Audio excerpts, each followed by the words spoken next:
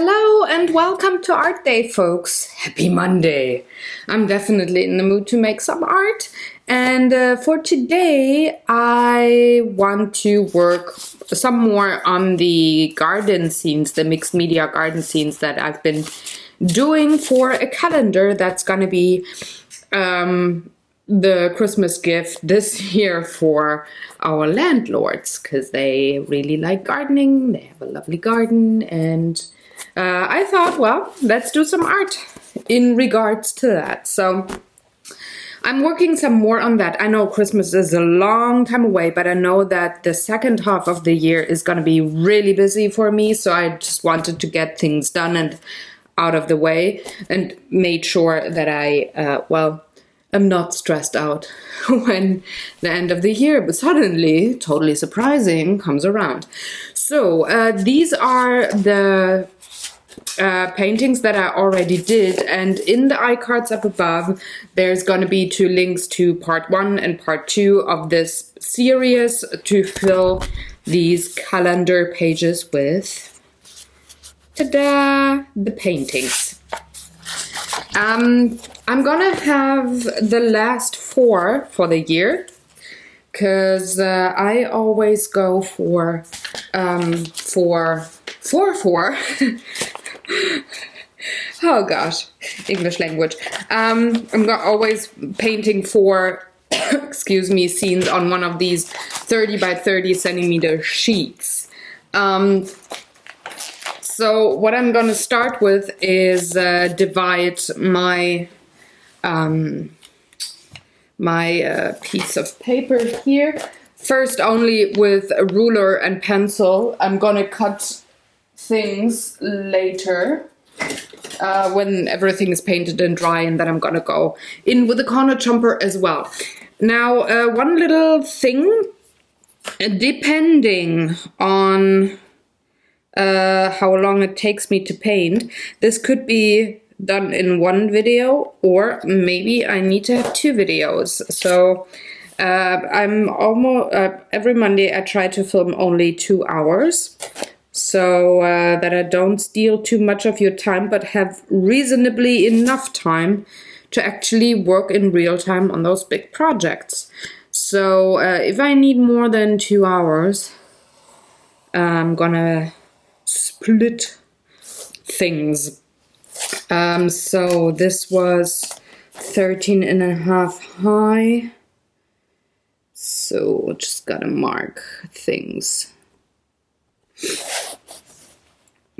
And I'm filming on a different desk today, on my secondary desk actually, because the one in the last couple of videos that I've filmed in real time, it doesn't really bother me too much when it's time-lapsed, or I don't have the same problems when I have time-lapsed videos. But with real time, you can see the desk shake, and the ruler moving. You can see the desk shaking, or camera shaking when I bump into things and stuff. And I just don't like that. So I decided I'm gonna move to the sturdy table, which is this one here. And, well, do some filming there. So 13.5 would be something like here. So I hope that color-wise and glare-wise, I don't have a problem with this particular desk, but I think it should be fine. Let me quickly concentrate. Yeah, that seems to be a straight line. Let's do that. So these are the 4 squares that I'm gonna work in, and I don't like that I have a shadow here. Let's do it like this. Yay, that's way better. Also I have to, yeah, now I can see things. Awesome. Sometimes you have to flip the camera screen towards you, right? So that is that. And I can't show you the photos on camera because they're from Paint My Photo. And I have to make sure that they're not on camera. You can find the links for the photos on the blog post, or where did I post them? I think I did post them on the blog post. Not 100% sure though. But I'm gonna have them in the description box below, or on my blog, the links to the original photos that inspire those things. But like I said, I can't show them on camera. Sorry about that, folks. But that's just the rules with Paint My Photo. I could show them on camera if I had the time to, well, ask the photographers for permission. But since I always decide what to film next on either a very short notice or so far ahead that I don't know when, I seem to not have enough time planned in to actually ask people for permission to show things on camera. But that doesn't matter that much, I think. Like I said, I will have the links to the places where you can find the photos, and that should be fine. You can see them there if you so desire. Or if you're in the Paint My Photo community, you can follow me there as well. See what I post up there. It's just my clear name, Sarah König. It's not my artist's name, Pinselgeschichten. But you can find me there. So the first one is the what's it called?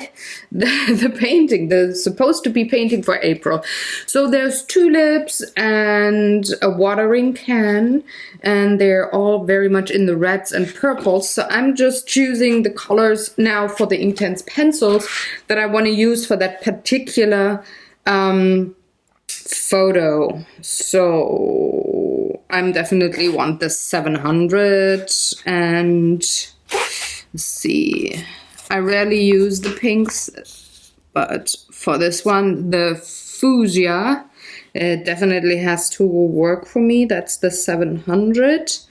And then I need some shading going on, the 740. That would be mauve. And then I need maybe a bit more of a reddish tone.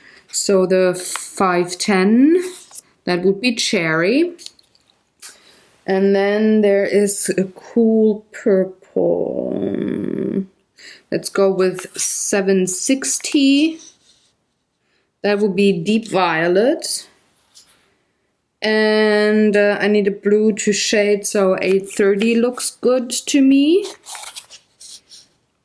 That would be navy blue. These would be for the tulips. So then I need some color for the watering can, and it's kind of lime green in the photo, so I'm taking 1560. 1560, and more of a fresher green to shade. That would be 1520. 2020. They are not sorted correct. There we go, 1520. And then I also need, I'm also going to use the 1520 for the grass, and I need a darker grass color as well. So I am going really dark and very brave. 1310, that would be iron green. So usually, or in the other videos, hold on, I have to put the pencils to the side. In the other videos that I did, I used the pencils to sketch out, which I'm gonna do the same today. But for any backgrounds, I use the Inktense blocks. Now, on this particular photo here, it's all way too crowded for me to use the blocks. So I'm just gonna use the pencils for the whole thing. And now I'm going to start sketching, and I'm gonna start with the watering can. Just place it. It's actually the photo composition wise is awesome. It's like the watering can is there's 2/3 just tulips, and then there's the watering can as the focal point, and then there's 1/3 more of just tulips. And excuse me, I have pollen voice. And I really like the composition of the photo here. For the painting, I'm pretty much zooming in a tiny bit into the photo, because well, I only have so much space on my painting here that I need to make sure that the focal point is really the focal point. I don't want to have too much empty space, though I really like to play with that once in a while. But yeah, I just need to make sure that I have the composition right for the painting, and that means that I sometimes need to crop things. And I'm just putting down pigment where I want to have a bit more intense pigment, and I need to blow my nose because I have pollen allergies and my nose does what it wants and not what I tell it to do.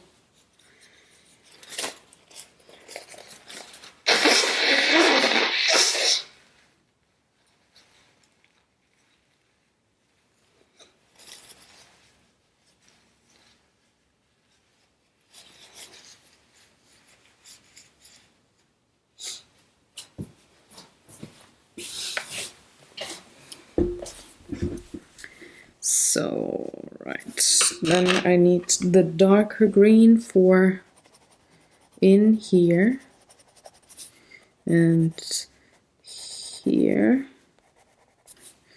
and also here and here, but just a little bit, not too much, otherwise I'm gonna lose my nice light lime green color there. So that would be the watering can. Now I need to put in the tulips, and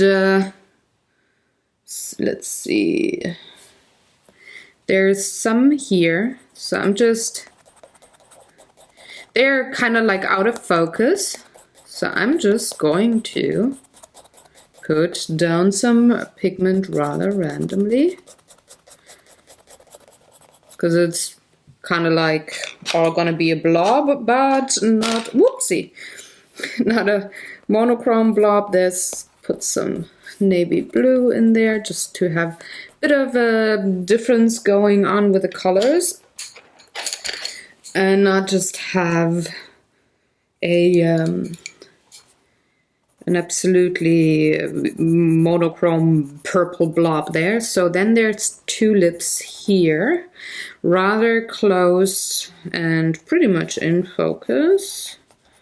So I'm gonna put down some of the purples. I'm gonna shade you right away by putting down pigment on the lower part that is a bit darker. And I like clusters of 3, as do very many other artists. So of course there's a third tulip. Ta-da! Ta-da! Then moving on to the left and the back, it should be, I need to have, where is it? there. There's tulips here.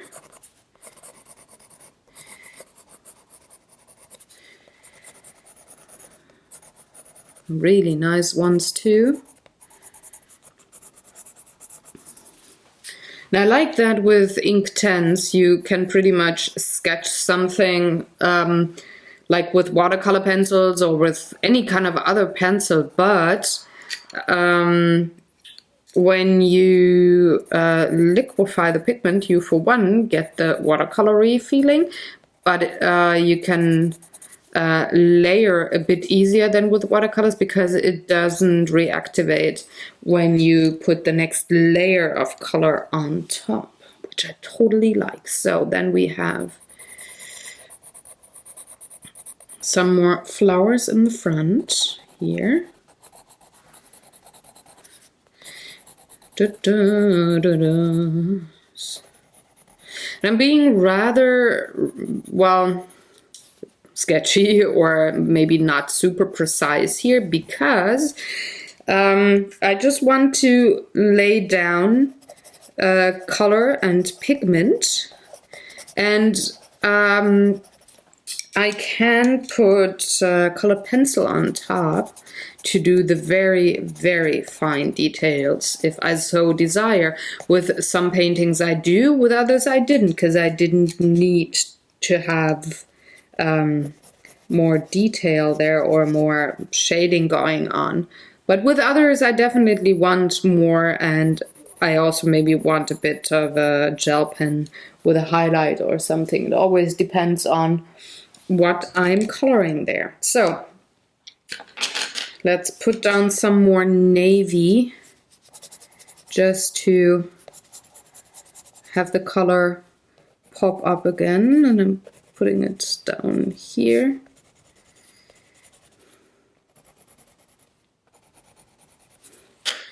And then I can go to the greens. Now, the grass here in front is in shade, in the shadow, and the light is in the back. So I'm going to bring in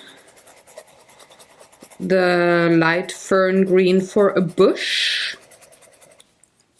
And I'm gonna bring it in for all of the stems.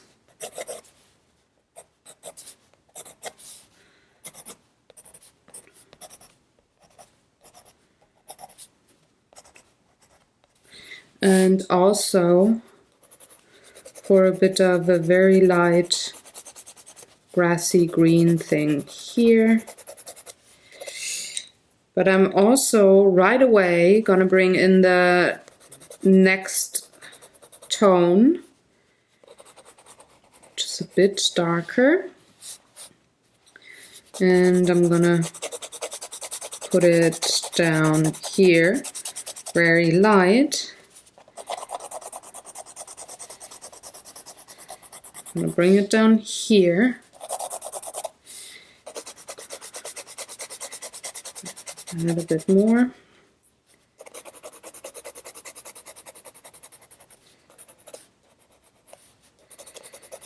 This looks, I know it looks kind of weird, and every painting, especially when it comes to watercolor or paintings where you have a pencil and then you liquefy things, they always have an ugly stage, all of them. And for Inktense, I think it's the point where you sketch out your painting and have very rough lines on the paper, and yeah, it's gonna come together, don't worry. So here, for the closer we get, the more of the iron green, the very dark green, I'm gonna lay down, but I'm also gonna put on top the mid-tone, the green mid-tone, because I don't want it to look too cold with the color tones. But I needed a bit of a darker thing. So let's get this painting out of the ugly stage, shall we? So what what I'm gonna do. I have one of these water tank brushes where I'm gonna liquefy pigment. Now, first I'm going to take the things that I find most important that they are colored or painted correct. So that would be the watering can, of course.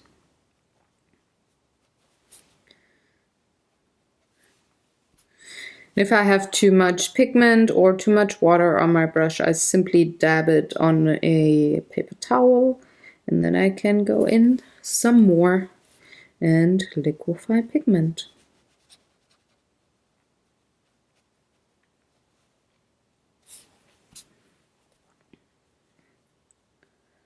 So I hope you are working on something artsy as well while you watch. And if you like, you can tell me in the comment sections below what you're working on, while you maybe have me as an art companion in your studio and listen/watch here and there while you paint or draw or whatever it is that you're doing. I want to know. So feel free in the comment section to tell me what cool stuff you are working on. Now I'm going forward now with the tulips.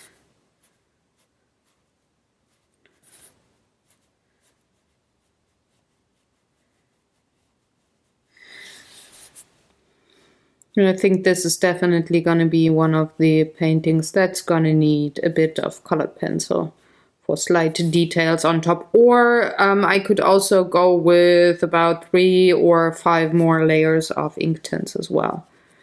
So could actually just go with one medium. But for whatever reason, I really like to have this in mixed media.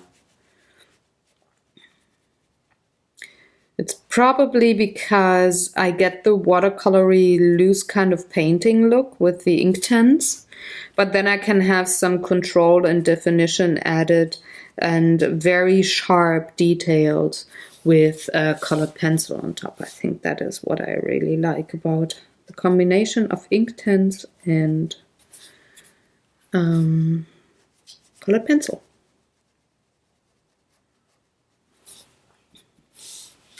I'm also gonna bring in the stems, because once they're dry, they won't go away, because like I said, ink tints does not reactivate with water, which is a really cool thing that I super duper like about that medium. Right.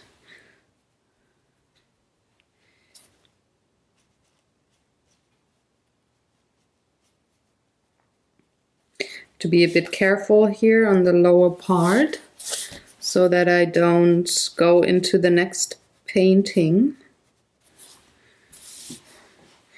And now some tulips over here.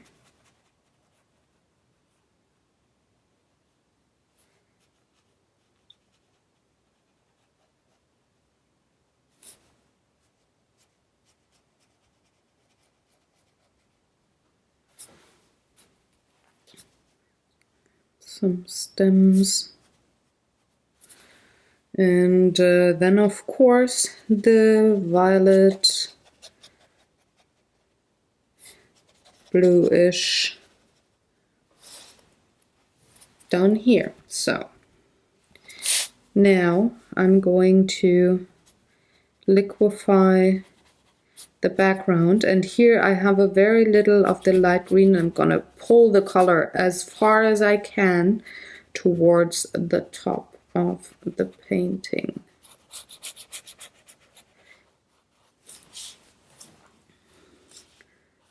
Pull it even some more over here. Very little pigment. All right. For this one here in the middle, I'm just gonna do the circle technique, because that leaves a bit of texture.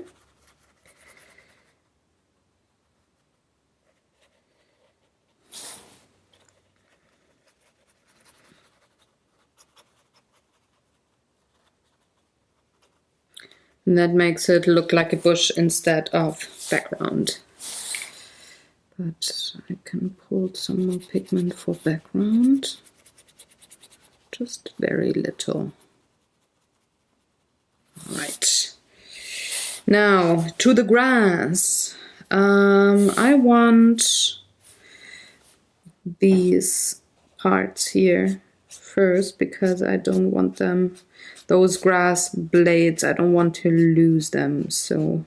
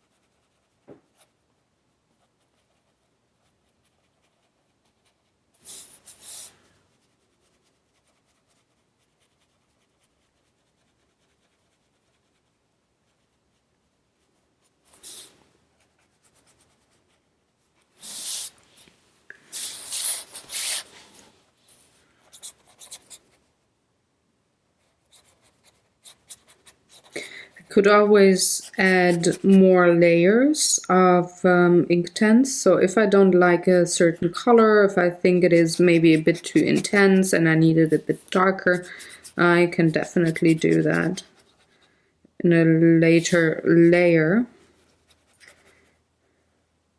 But for April, which is spring, I actually like those very lush green tones there. For the grass, it's actually really nice because it says spring and renewal and freshness.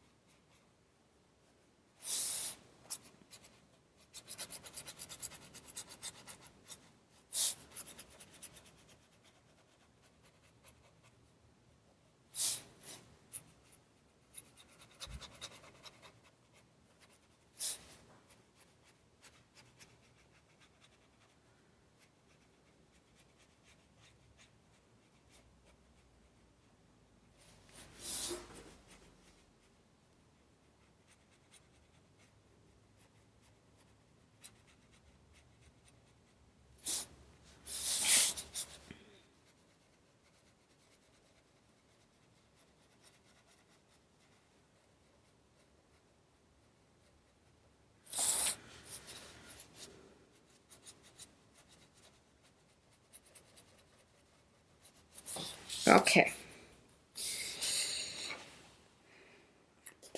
So I definitely want some more darks in between the tulips and stuff. So I'm quickly gonna give it a... Okay, and now I can bring in some more of the moss green where I want to add a few of the darks, and I actually want them here with the grass blades as well.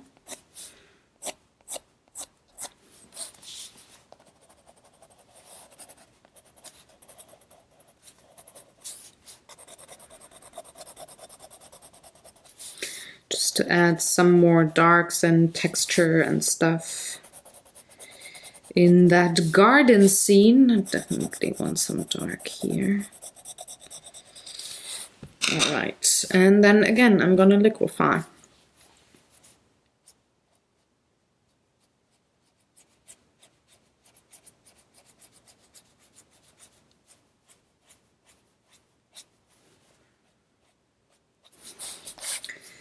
So I have to remember where I did put all that pigment, because it will rub off like pastels if you don't liquefy it, and I don't want that.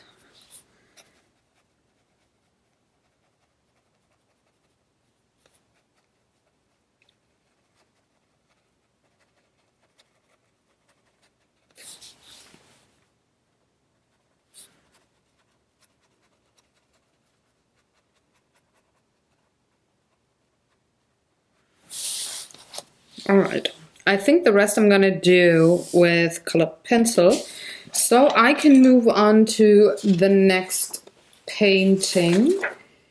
And let's see, I can pretty much use the same color tones, so I'm definitely gonna use the red, the darkest purple, that one, and the blue, and the hooker's green, all of the greens actually. And I'm going to add, let's see, I am going to add the 1730, which is oak. By the way, you don't have to remember all of the colors if you, for whatever reason, do like the color combinations that I choose. They're all going to be on the blog with the photos. So you can read up on them if you like. Then I need a really dark tone, the 2020, which is Indian ink. Need that. Need a cold tone, so the 2120 is a good option. 2120, come to mama. It's a natural gray. I need a black. So ink black, that would be 2200. I need the 1930. It's a lot of colors, I know, folks, but bear with me. You're gonna find out in a second what I'm actually painting here. And then I need 1600 leaf green. All right, a lot of colors, I know, but I'm gonna start with what's it called, oak and leaf green, to draw a bird's nest. Which of them? That one. So the bird's nest is something like this.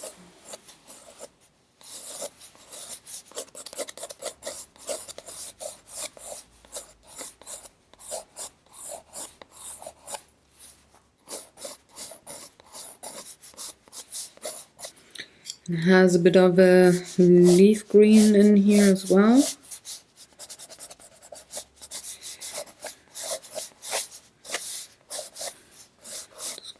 Kind of fuzzy at the edges, right?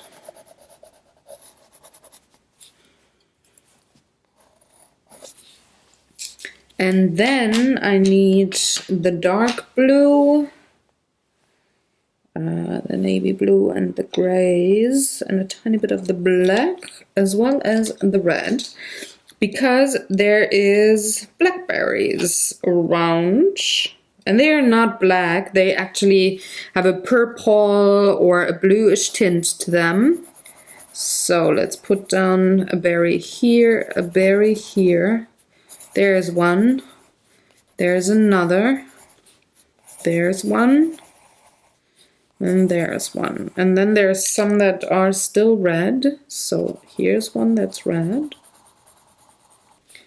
And here's one that's red. And here's another one. So I need the purple to shade all of them a bit. I'm gonna add a bit of the gray to the blackberries.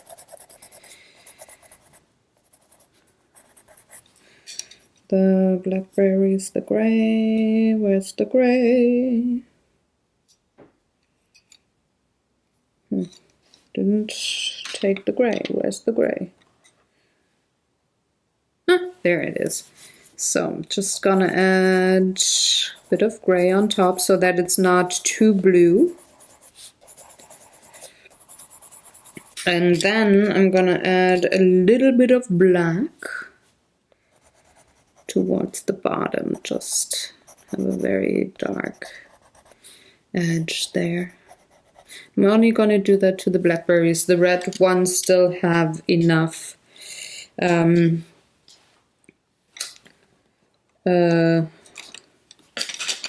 enough of the blandness. There's not too much shading going on. So for the bushes twigs, I'm gonna take the dark chocolate and the oak, and I'm just gonna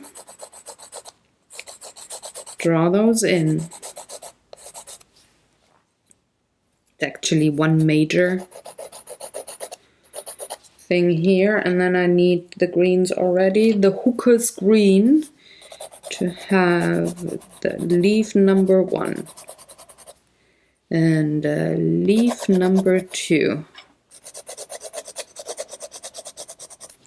There's a little bit of a smaller twig here, so it's also lighter. Then we do have oak is here with something like stems and stuff. And then again it goes in with hooker's green. And there's some green there.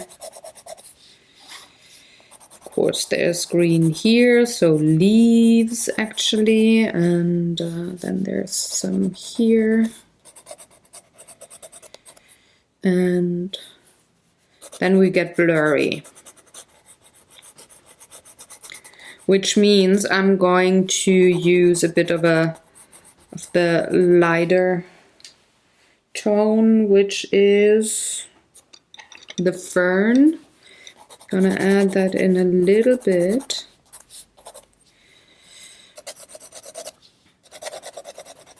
Just here and there. And also the dark iron green. Where are you? You are here. To shade some things.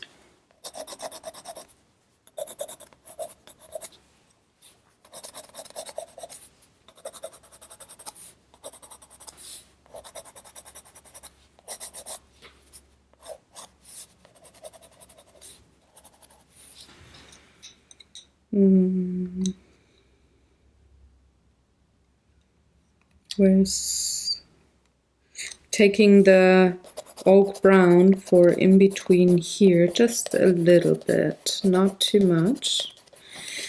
And then I'm going to add the 1560 from the Inktense blocks to have a very soft, super soft background there. So 1560, where are you? 1560, there. Whoops, there you go. That's the one. But first I'm going to liquefy the pigment of the nest again.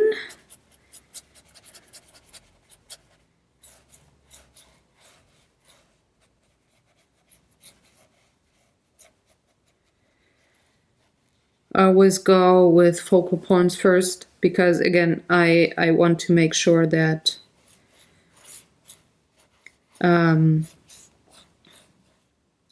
I keep certain lines.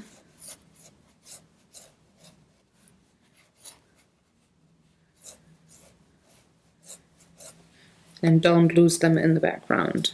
Okay, so let's go to the leaves, a little bit of green here. And there, there's another leaf. And there's branch, and here's another one. If you find it difficult to make out where what pigment is or what line, just go bit by bit by bit. You don't have to put down all of the pigment like I do and then liquefy everything all in one go. You could just draw out the nest and then liquefy, and then the berries and then liquefy. So you don't have to guess or remember exactly where you did put what line, which is very helpful, especially for bigger pieces, like not the quote-unquote tiny one like I do here, but maybe more of a, I don't know, 12 by 12 inch, or in German we have DIN A4 or 24 by 32 centimeters, which is the quote-unquote usual or common painting size, paper size. So if you work, excuse me, with these kinds of paper sizes, you might not want to put every little bit of pigment down and then liquefy all in one go, because on that size, depending on what you're painting, you might not remember what pigment is where. And for all of the browns, all of the greens, and pretty much all of the purples and blues, they all look the same when they're not liquefied. So you might have a bit of trouble when you, well, pull the wrong pigment into the next, you know. So let's do the red ones first. Red berry, red berry. And now the blackberries.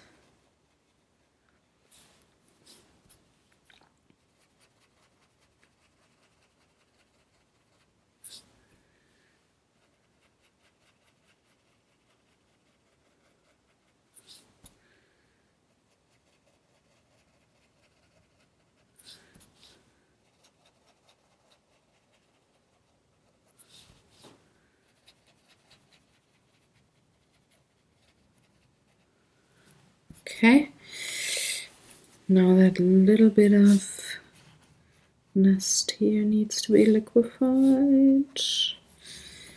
And then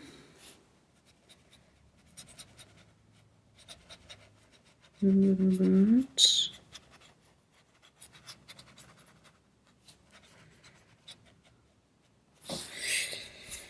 Now I can go with the 1560 from the blocks, which is pretty much the same pigment that I used here, and I can pull in some of that and very thinly fill in the whole background.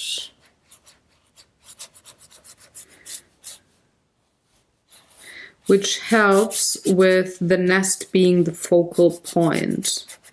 You're not distracted by anything in the background if it's just a pretty much solid layer of a color that you also used in your focal point. And I like to do that especially with this project here with the garden scenes, but I do also do that with other still lives. For example, that I use one of the colors that I have somewhere mixed into the focal point. Here's one that I forgot to liquefy. That I use that for pretty much, I don't want to say flat, because with Inktense or watercolors the background is never flat. But I like to use well, a pigment or a color that I had already used in the focal point, just to have everything look harmonic. It might be a little bit more flat with acrylics, for example, that, yeah, but I don't think that this is a flat background. But again, this also needs a bit of colored pencil on top. And looking at the time, it might be that this video has to have 2 parts, depending on how fast I'm gonna be with the next 2 paintings. So, I'm gonna put the blocks to dry and give it... Okay. Now, the next one is a compilation of multiple photos that I have here. And it's the one for March. So I need quite a bit of yellow. So I need a yellow, a red. I do have a red already. I do have a dark brown. I need the chocolate brown. Where is that chocolate brown? There it is.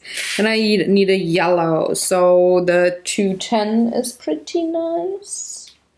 Like that. That's cadmium yellow.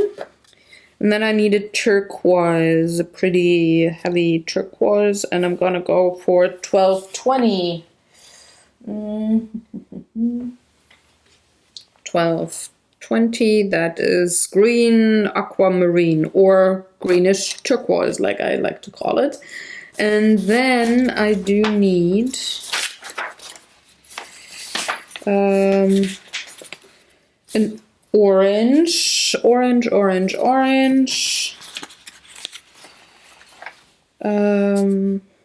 I'm gonna take the 250, which is cadmium orange. I do have the mossy green here and the fern, so I should be fine. So what I'm gonna sketch now is some gardening tools for planting. So I'm gonna start with the yellow. And I'm gonna start with the subject that is on top, which is a little tiny shovel.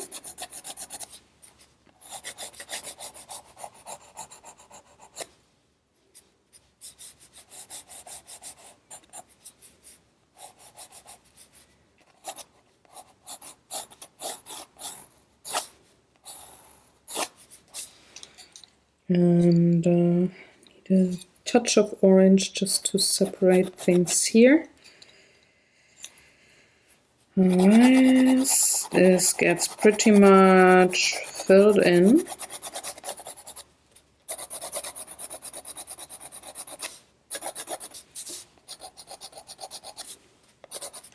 And it has a turquoise handle. So that would be something like this.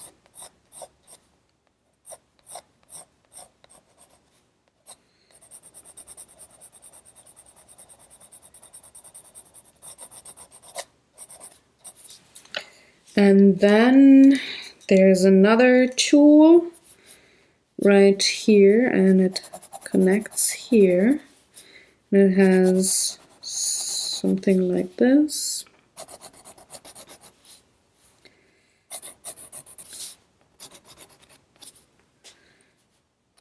Goes like this, and another one like this, and it has a red handle. So going to do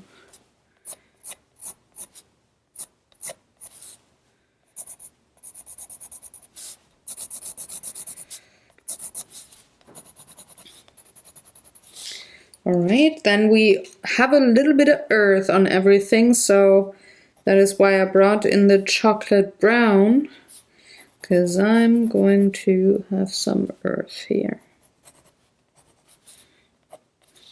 And then there's some earth here.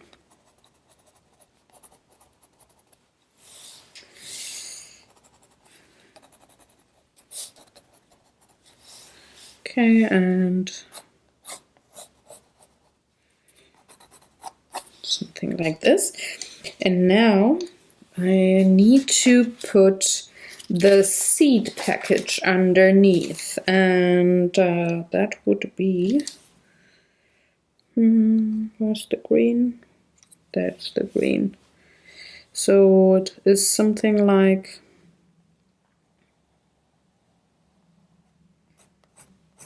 that. And the light green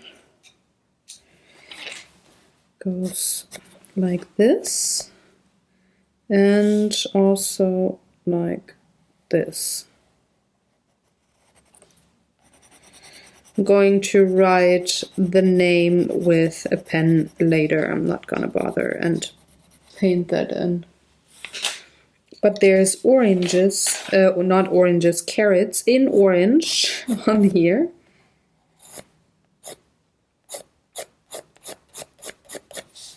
And some go like this. And one like this. Going to separate all of them a little with a little bit of red, just a smidge. And then there's the mossy green around it for the green parts of the carrots. So I'm just gonna fill that in solid. And we're good. It has a little bit of yellow too, so now we need some a floor or something where this all lays on. And I'm gonna have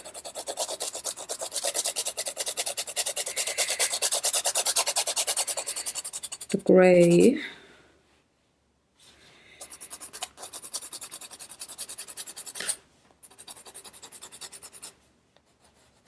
And the black. Where is ink black? There it is, ink black.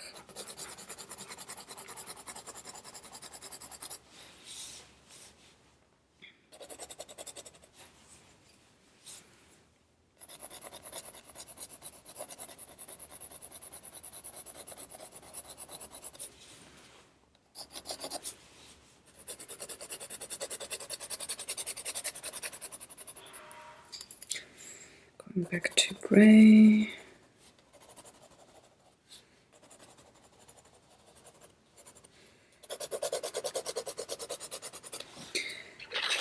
And guess what? Time to liquefy. So I'm gonna start with the handle of the turquoise shovel. To be a little bit careful that I don't pull the pigment into the other painting. And then I go for the red handle.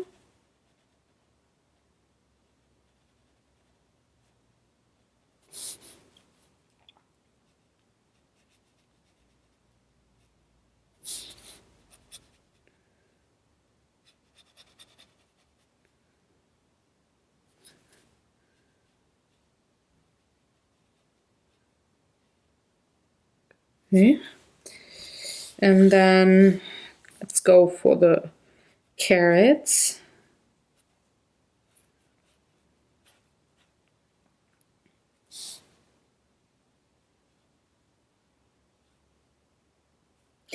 Give the handles a tiny little bit of time to dry so that I don't pull the turquoise and the red into the yellow. Okay, but I can have that seed package here painted meanwhile.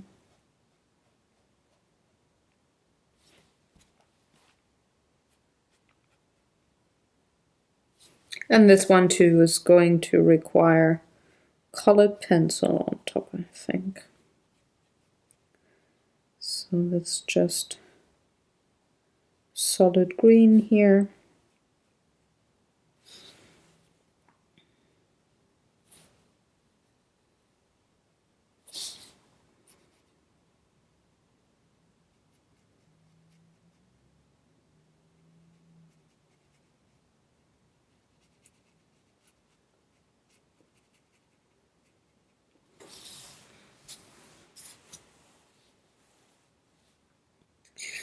And let's go for the handle of the shovel first.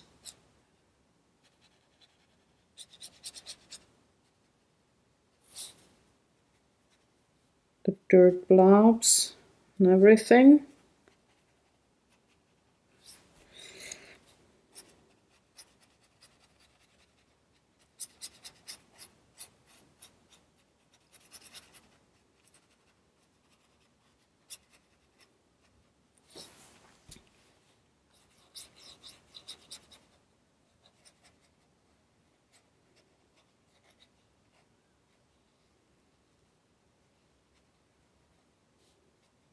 I don't mind the yellow running into the brown. It actually helps with the rust or with the dirt on the shovel, because it's not nice little turd-like blobs. It's, yeah, I mean, if you've ever planted something and you worked with gardening tools on the balcony or in the kitchen herb garden pots or whatever, you know that wet earth kind of smears instead of being nice little turds on your shovel or your other tools that you're using to plant.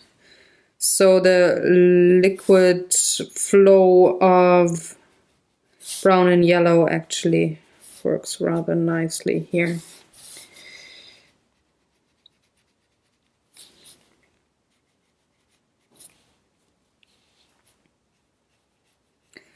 Now, before I liquefy the background, I'm gonna give this a very quick blast with my blow dryer just to make sure that nothing bleeds into the shovel.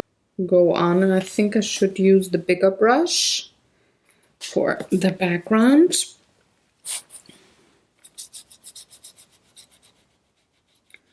Can liquefy that.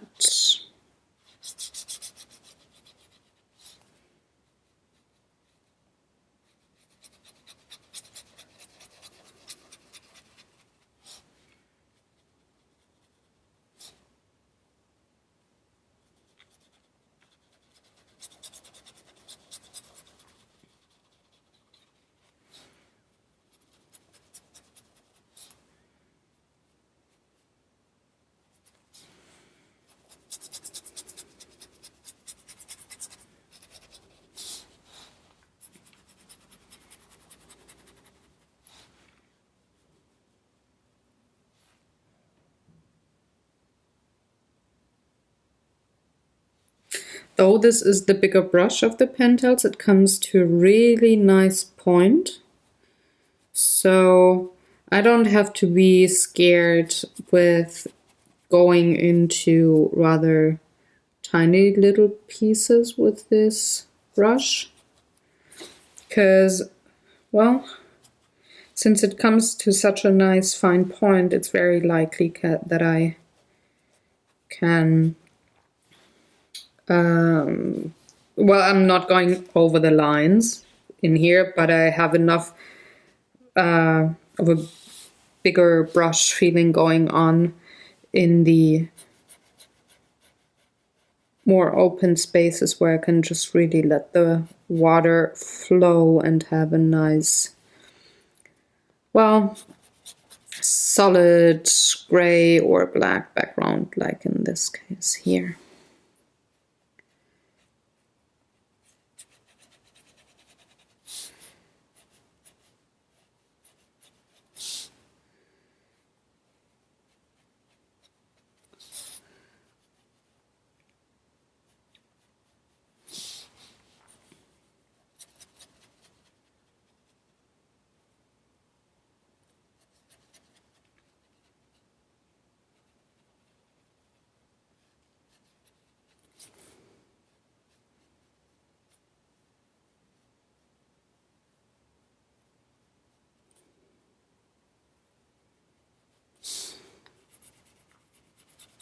Gonna fill in the darks here first, so pulling the black into the gray,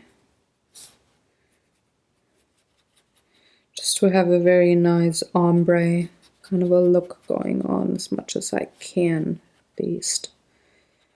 Also, the left-hand side of the building, of the painting, of the painting is in shadow, so light comes from the upper right-hand side, which puts everything here in the shadow of the shovel, which means that I can definitely just be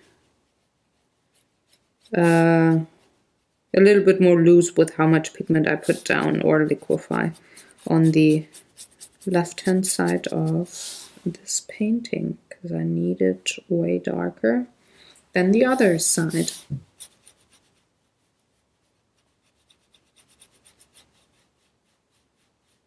So I can really pull the black into the gray. Don't need to make sure that I keep more of a gray tone than a black tone, because it just is the shadow part.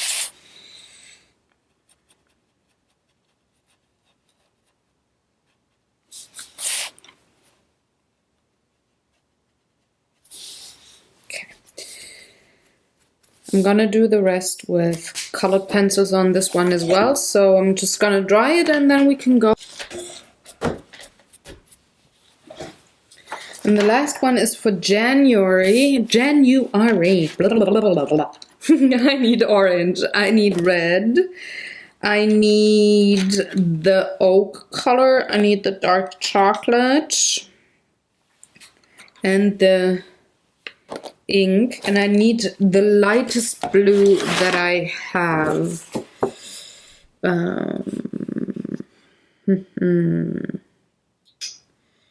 Which would be 900, but 900 is super strong. I'm gonna go with navy and really liquefy a lot.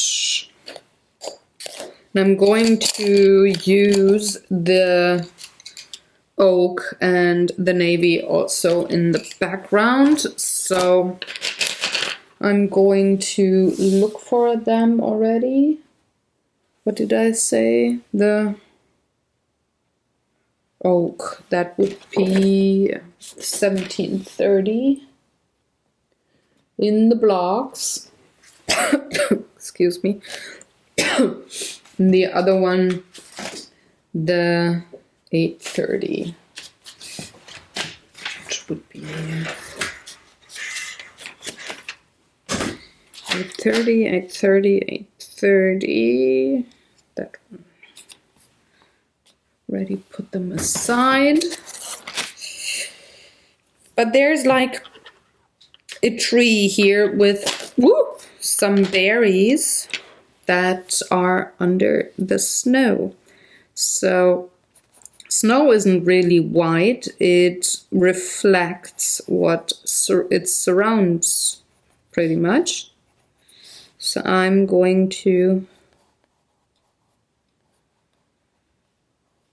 put some navy blue for just the outer rim of the snow. Going to bring in some of the berries. For that I use the red and the orange, and I'm using the same reds and orange like I did before.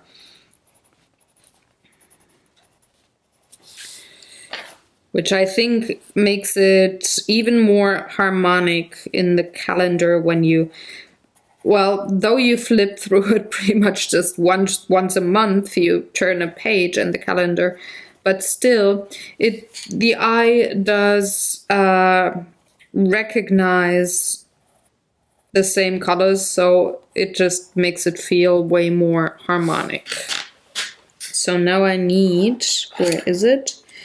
The dark brown, the chocolate brown for the twigs. So there's one here, comes like that, goes like this, and like this, and we don't see that anymore. But there is leaves here, and for that I'm gonna use the oak. There's leaves here,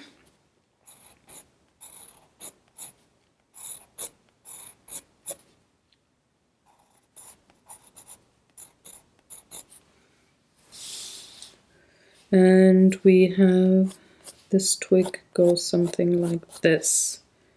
Then we do have another one coming across here.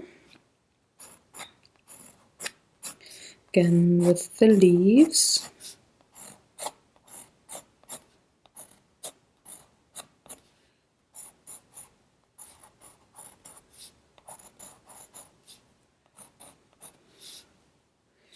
And that's that. Now with the black and the chocolate, there's chocolate, that's black, that's the chocolate. I have a really big one back here. That goes something like this.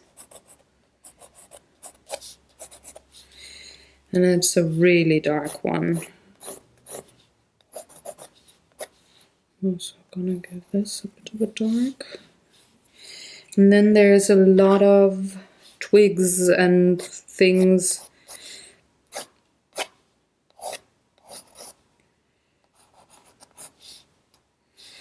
And this one as well.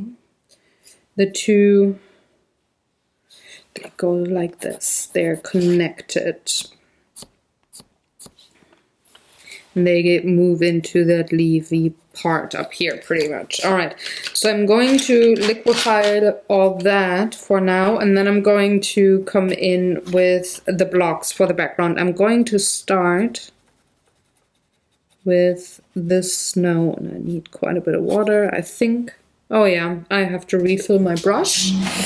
Hold on.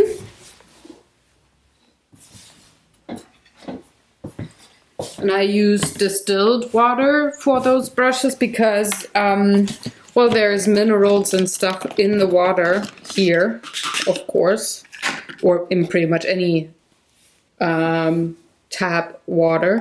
Ooh, and I don't want the plastic bristles of my brush react with the minerals or the pigments that are staining those bristles. I don't want them to react with the minerals, so I'm using distilled water for my tank, water tank brushes. Alrighto. Refill check done. So let's have some snow. I'm really pulling in pigment here.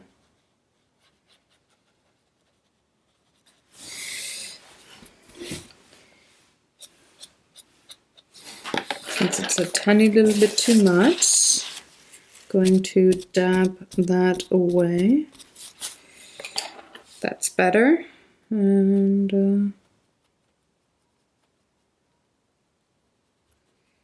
going to liquefy the other snow part.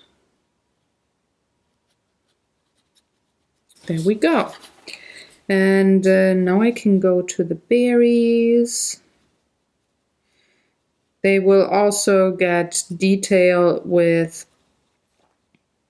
the colored pencils, so I don't have to think about the correct shading and stuff. For now, I can do that with the colored pencils. And now I'm gonna go around the page and just liquefy the twigs and the leaves and everything.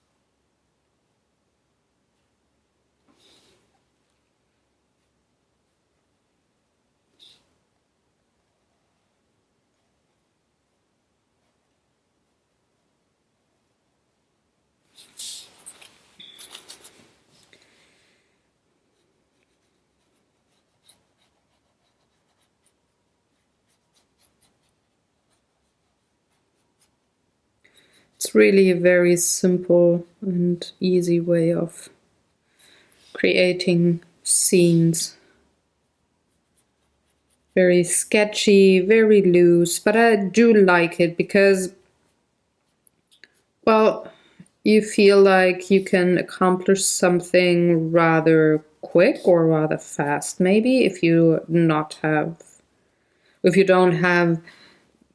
like hours in the day to make artwork. You can sketch something out with these kinds of pencils and then liquefy it, have the watercolory look, and ta-da, you're done in like, I don't know, half an hour, 45 minutes, which is doable instead, or like more often if you have a busy day or not the time to sit in a studio and paint for 5-6 hours a day, you know? So that's why I like that particular way of doing artwork. You feel accomplished and you feel satisfied rather quickly. Let me quickly give this a blast with heat and then I go in with the, okay, that looks good. Now, I'm going to start with a navy blue. And I'm just going to take some of the pigment. And then I'm going to put it on my palette here and add quite a bit of water just to have a very, very little bit of pigment only. I'm going to put that in here. Don't want this to be too strong and overwhelm everything else. But then again, I also need some pigment down there.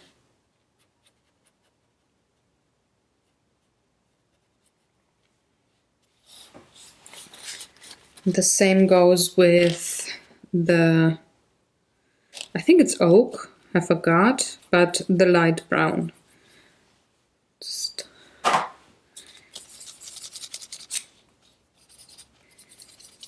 add quite a bit of water. I squeeze my brush quite a bit to add water.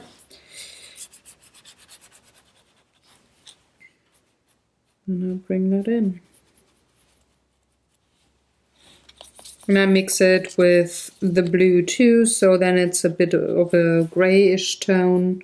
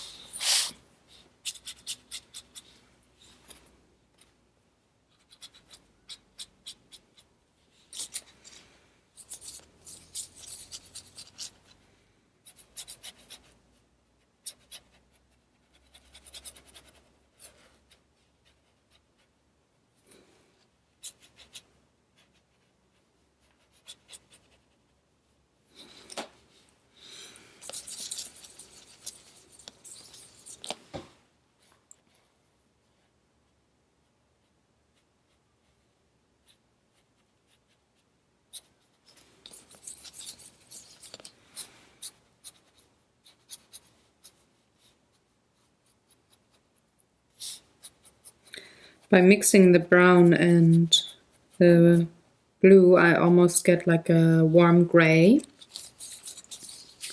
which, well, is a very nice background color. It's very subtle in regards to being a background color and leaving the glory to other colors, like the orange, for example. That's the color that's gonna pop.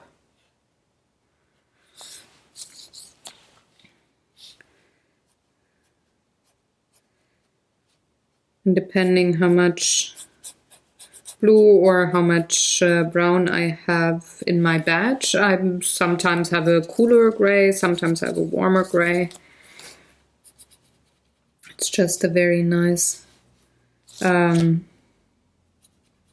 change in tone there. That is kind of surprising sometimes. Need a bit more here. Too thin.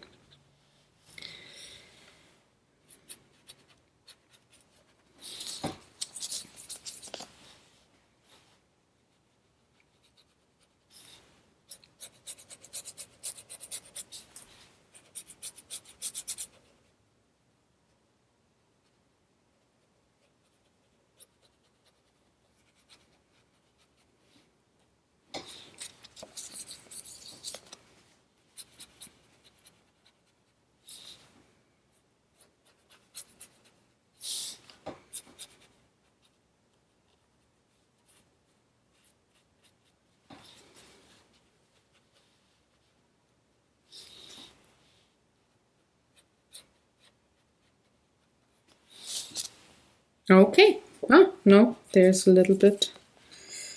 There's a gap. Needs a bit more. There we go. So here on the berries. Let's fill it in. All right. I'm going to let this dry, or I'm going to blast it with my blow dryer, and then I am going to add color pencils. Where's my blow dryer? There it is.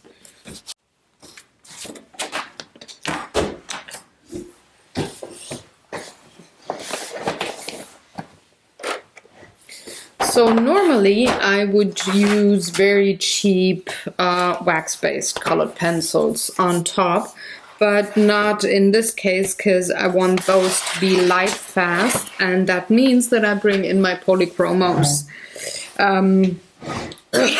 Oh gosh, whew.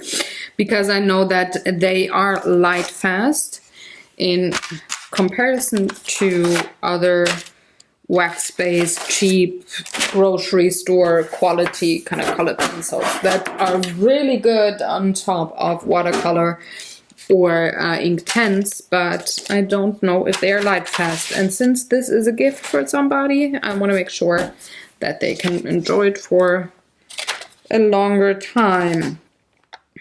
So, since the calendar doesn't have a year or days added to it, that could actually make it like a what's it called? Like a birthday calendar or something.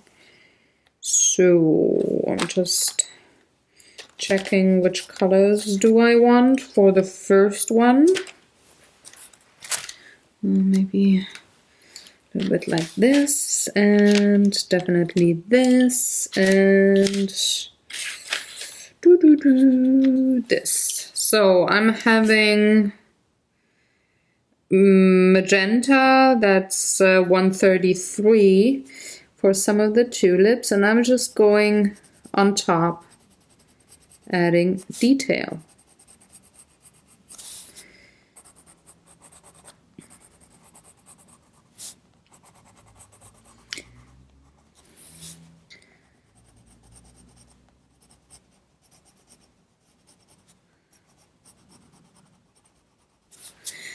Okay, then these need the same tone.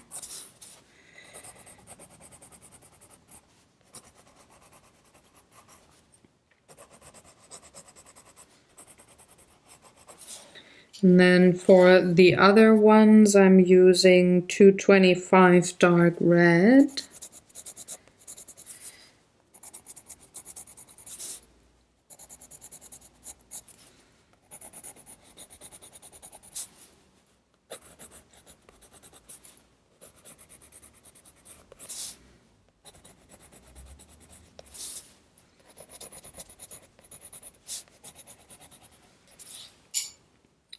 And for the background, I'm gonna bring in mauve 249. Just adding kind of some circles.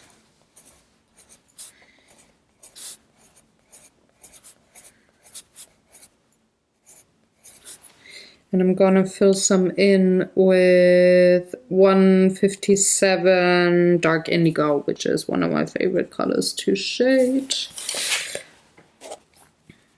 I'm just gonna add a little bit of interest and texture. Same goes for the one here. Same color combo.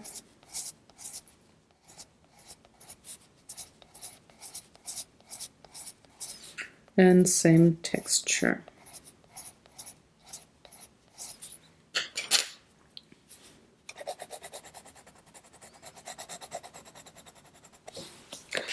For the greens, I have, for the can, I do have earth green yellowish, which is number 168, and I'm just gonna add some lines here.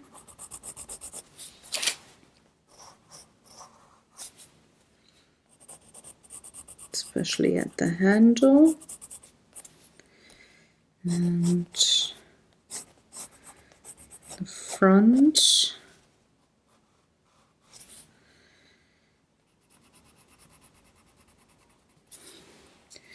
And then I'm having chrome oxide green 278 to add a little bit of the darks, just a smidge.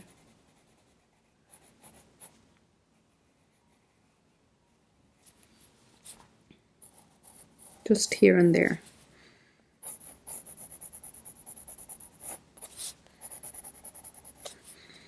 For example, at the grass blades.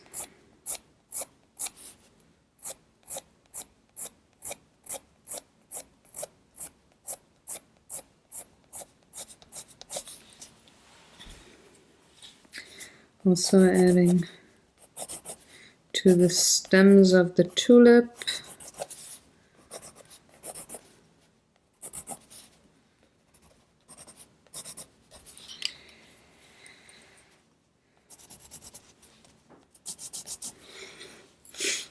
And something like a bit of a ground there.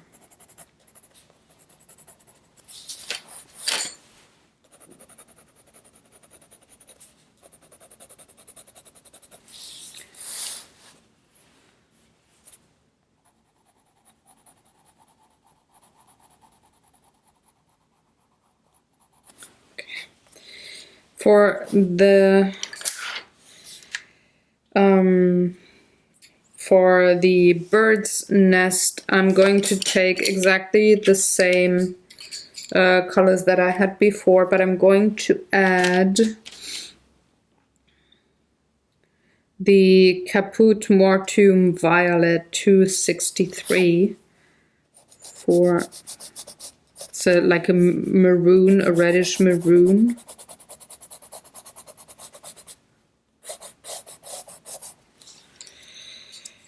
And some indigo here as well. And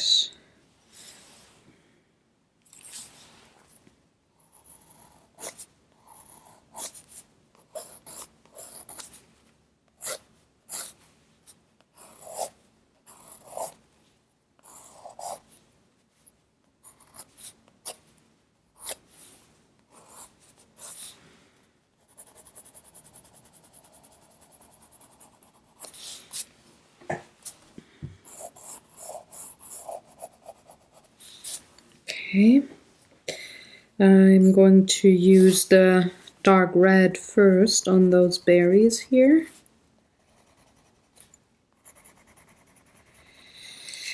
And then I'm going to use the indigo to add texture.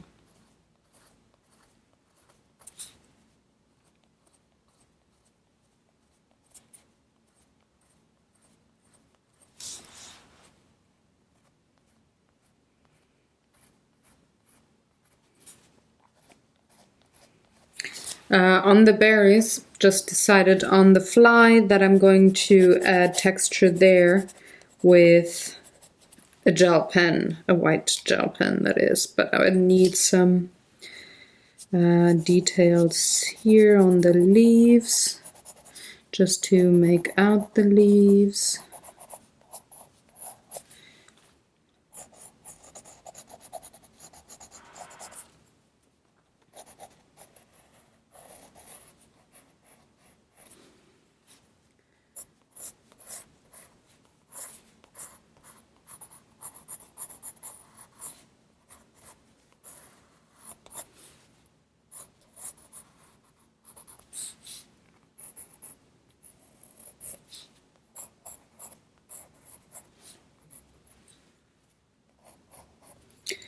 And with the brown, some twigs here.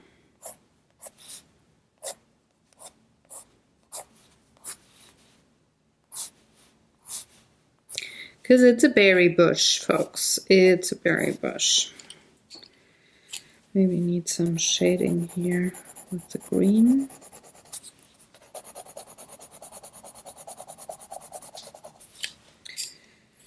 And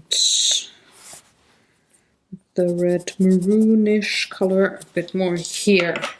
All right, the next one is that one which needs a bit of Helio Turquoise 155.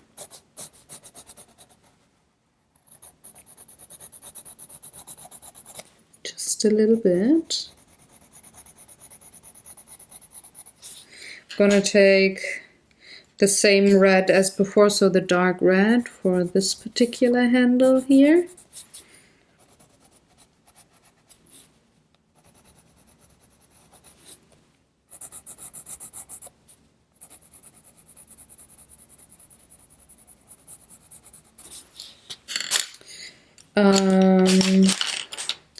Going to take the maroon-ish color here for some rust and earth.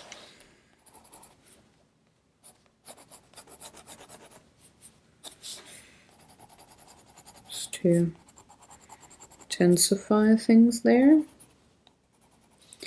To also give it a bit of a rusty outline around the shovel.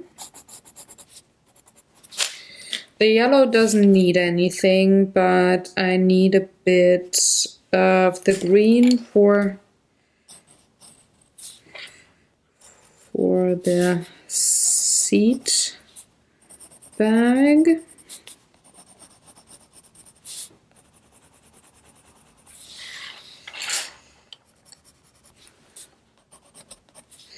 And a bit of the darker green here.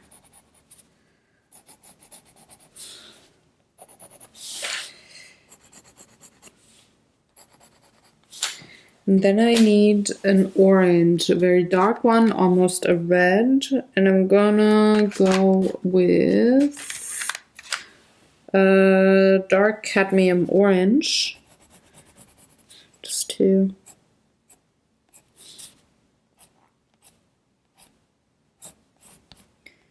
draw in some lines at the carrots.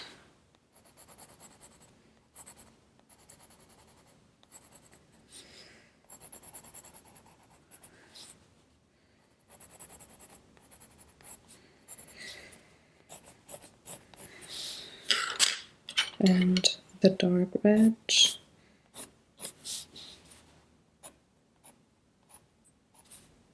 To intensify. Oop, there and there. And on this particular one, I just need a little bit of the indigo for the snow. Just a little, tiny little bit more here and there.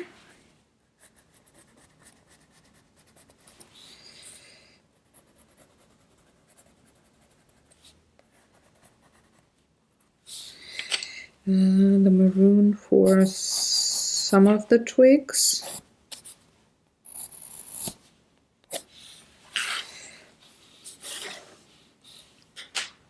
And the red for the berries.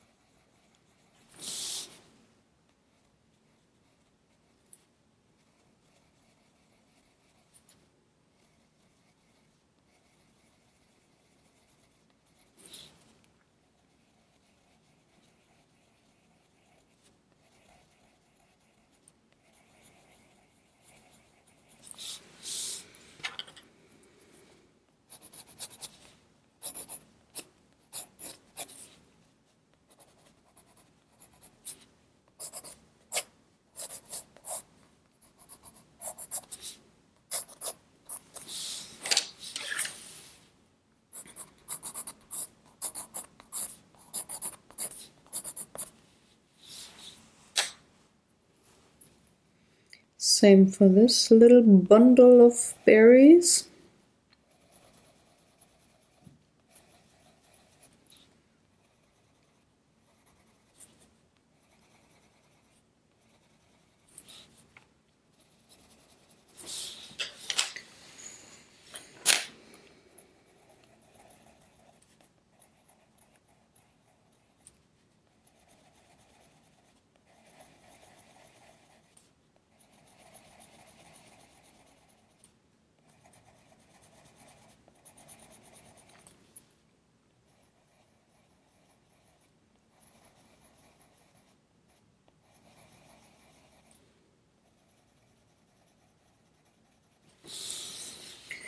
Okay, so now final details with,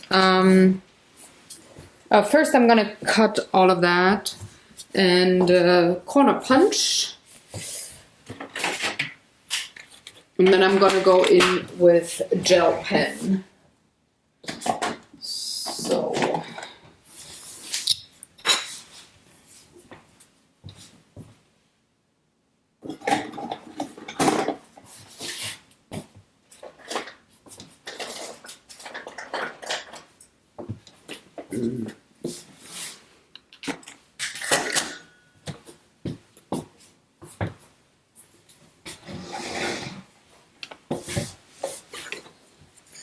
So first off, let's cut the paper. I'm using a palette knife for that because it's sharp enough, but not as sharp as scissors to destroy the paper underneath. So, and this is, by the way, the paper that I'm using. It's watercolor paper, 300 grams or 140 pounds. And it is, I think it's a hot press, should be. It's very fibery. So let's cut all of them with a handy paper cutter.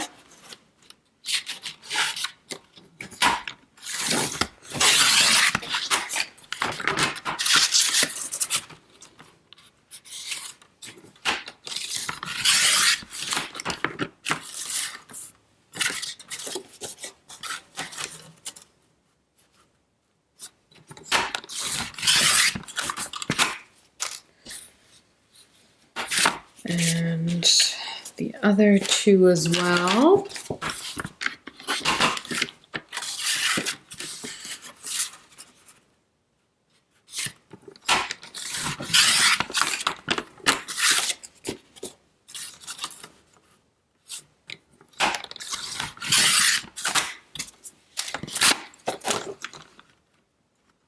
Put that to the side and punch some corners. Just like, didn't work really well. Come on. No, there we go. Just like the look of rounded corners, it makes it way more finished. especially on a calendar where I'm gonna glue the things down. So number 1.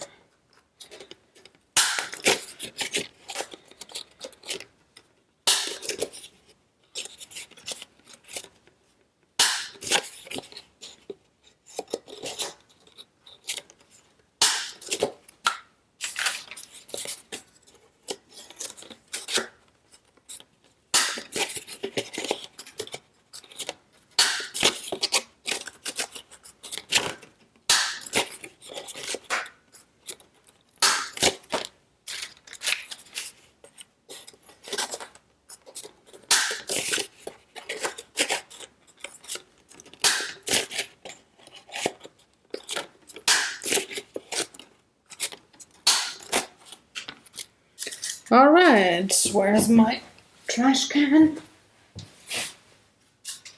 To get rid of all the punched corners.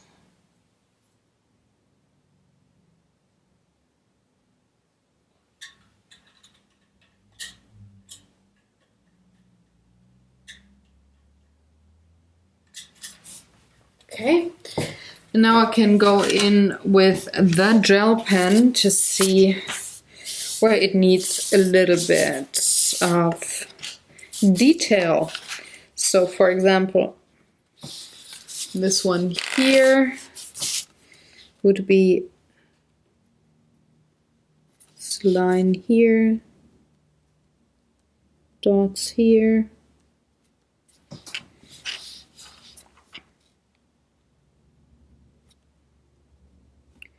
Few lines on the tulips closest because there's a bit of white on those tulips actually.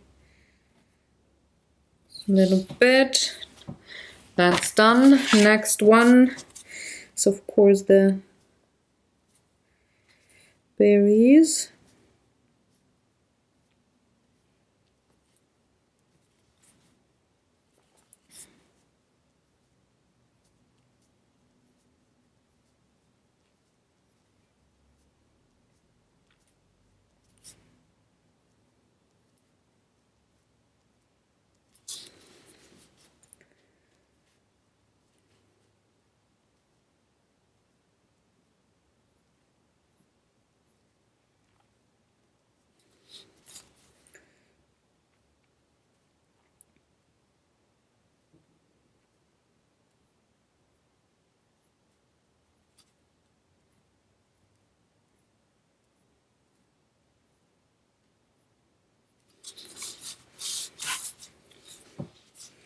And I'm gonna let the gel pen dry because it actually needs a bit, otherwise I'm prone to smudge it, which I don't want to. So I have to be careful there. But these are the last 4 paintings for the calendar. And next week I'm gonna finish the calendar with the title painting and gluing all of the pieces down, so then the calendar can be in storage for when December comes around, and that project is done. I can move on to another one. And I have things to do, I have ideas, I have stuff that I want to do, so it's definitely not gonna be boring, folks. So this one needs a highlight here. And also on each of these.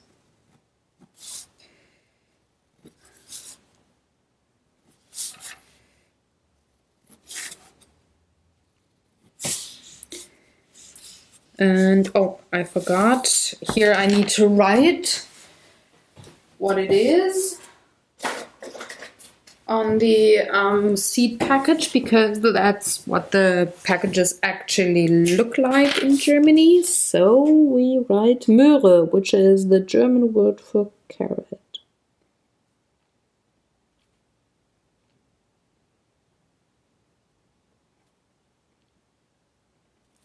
I think this pen is almost done.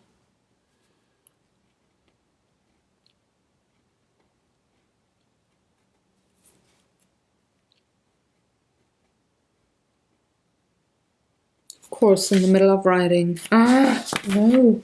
Hold on. Let's see if I have another one.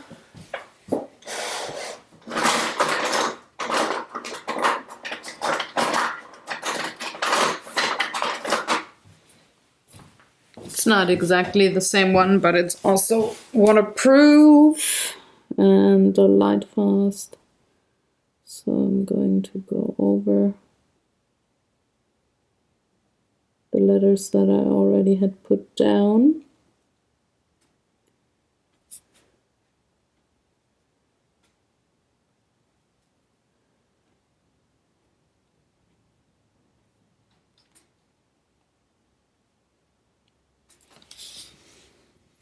All right, that would be that one. And this one here actually needs a few black dots on the berries.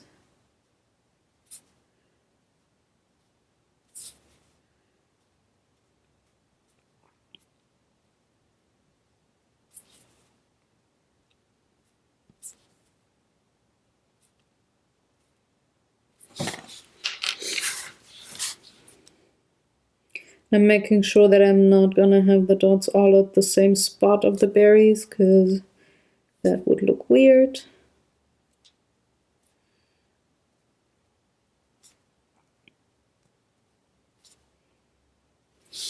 Right. It doesn't need a highlight, I think, so that would be it. That's the 4 paintings that I just made. And they are going to be in the calendar, and I'm going to finish the calendar next week. So if you want to know what the title page is gonna be, you have to join in next week on Monday at ArtDay. There's gonna be all the paintings again, and well, the calendar is gonna come together. So I thank you very much for watching. If you have any questions or comments, please leave them in the comment section below. There's gonna be a blog post where all of the pencil numbers and block numbers and stuff is gonna be listed for each of the paintings again, if you wanna check that out for close-up photos for one, and also the information on the material if you liked a certain color combination there and wanted to use that for one of your art pieces or coloring books maybe. I thank you very much for watching. Hit the thumbs up button if you liked this video because it really helps. And subscribe to the channel if you're new. I'm gonna have Draw for Initiative painting with Tina on Wednesday this week, and then another coloring video in Beyond the Lines on Thursday, so stay tuned for that. Check them out, and have a wonderful day. Take good care, enjoy, do something creative, do some art maybe, or knit or crochet or woodwork, whatever it is that tickles your fancy and that you like to, well, express your artistic side. Thanks again for watching. Have a wonderful day, and I'm going to see you. Bye-bye.